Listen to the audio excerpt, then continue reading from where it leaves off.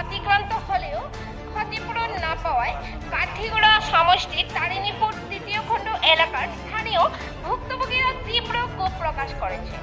আজ এক সাংবাদিক সম্মেলনে তারা 2 মাসের সময়সীমা বেঁধে হুঁশিয়ারি দিয়েছেন, তার মধ্যে ক্ষতিপূরণ না দেওয়া হলে সড়কের নির্মাণ কাজ বন্ধ করা হবে বলে জানিয়েছেন।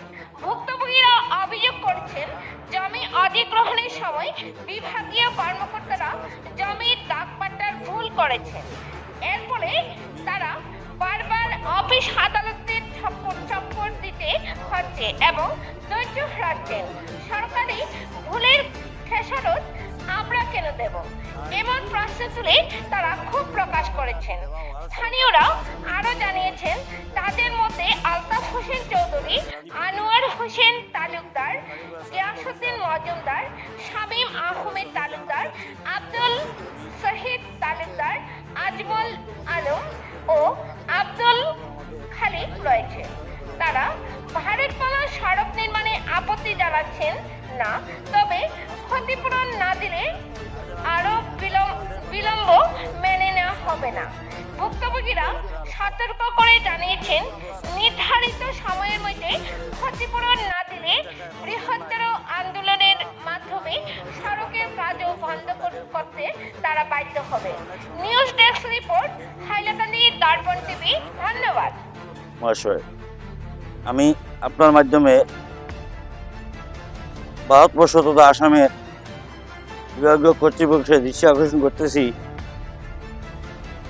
আমাদের তারিণীপুর তৃতীয় খণ্ডস্থিত ভারতমালা প্রকল্পে আমাদের অধিগ্রহণকৃত জমি সরকার অধিগ্রহণ করেছিলেন।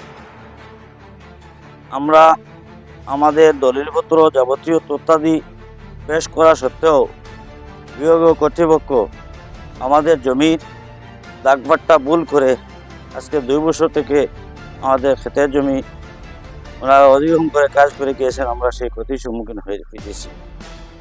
তাই আজকের এই প্রেস মিটের মাধ্যমে ভারত সরকার তথা আসামের মুখ্যমন্ত্রী এবং আসামের জেলাধিপতি ও কারিগড়া সার্কেল অফিসার, আমি প্রত্যেকের কাছে অনুরোধ জানাতে চাচ্ছি যে আমাদের জমির অধিগ্রহণ কিন্তু জমি অতি সত্ত্বর আমাদের উপযুক্ত মূল্য প্রদান করে এবং আমাদের এক বছরের ক্ষতিপূরণ দেওয়ার জন্য আমি আজকে এই সভার মধ্যে অনুরোধ জানাচ্ছি। আর জানাচ্ছি, তাদের পাটোয়ারি ভুল করে আজকে আমাদের তারিণীপুর তৃতীয় খণ্ড এলাকার অন্তত 26-30টি পরিবারের জমির টাকা এখনো দেন নাই। তারা নিজে পাট্টার মধ্যে ভুল করেছেন, দাগের মধ্যে ভুল করেছেন। আমরা অনেক সংগ্রাম করে সেই ভুলগুলি সংশোধন করে আজকে 9 মাস হয়ে গেল, এখন অবধি আমাদের 3G লিস্ট হয়ে নাই। অফিসে গেলে পরে দেরি হবে। আর কতদিন দেরি হবে? আমাদের গ্রামের অধিকাংশ মানুষের টাকা দেওয়া হয়েছে, কিন্তু আমাদের টাকা দেওয়া হয় নাই তাদের নিজের ভুলের কারণে। এই জমির দাগপাট্টা ভুলের জন্য দায়ী এই বিভাগীয় কর্তৃপক্ষর পাটোয়ারি তারিণীগড়।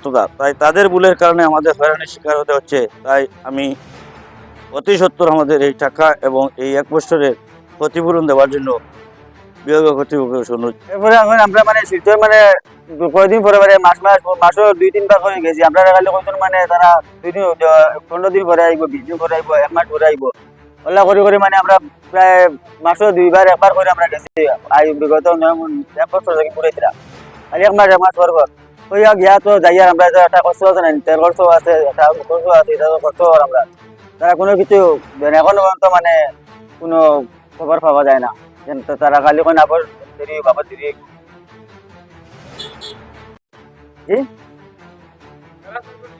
হ্যারাসমেন্টের শিকার সব